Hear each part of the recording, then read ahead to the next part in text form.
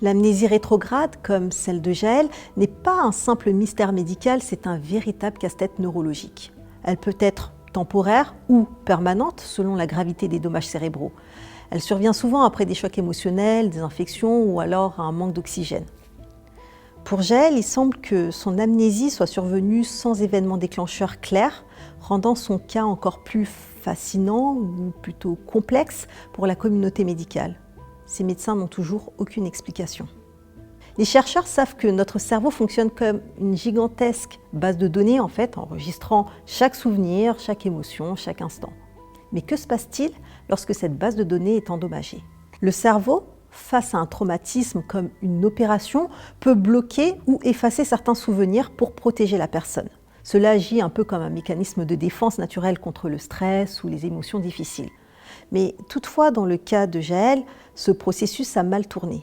Plutôt que de simplement bloquer des souvenirs traumatisants, l'opération a affecté l'accès à l'ensemble de ses souvenirs, effaçant des décennies de son passé et laissant un vide immense dans sa mémoire. La science nous apprend également que le cerveau est une machine en perpétuelle évolution.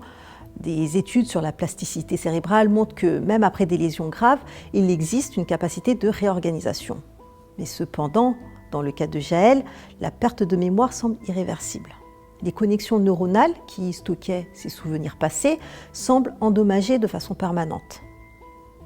Et chaque patient atteint d'amnésie est unique. Parfois, la mémoire revient, progressivement ou soudainement, mais dans d'autres cas, comme celui de Jaël, les souvenirs sont comme des livres brûlés dans une bibliothèque, et même les plus grands experts du monde ne peuvent les restaurer. Cette situation nous rappelle à quel point nos souvenirs, donc ces fragments d'identité que nous tenons pour acquis, sont fragiles.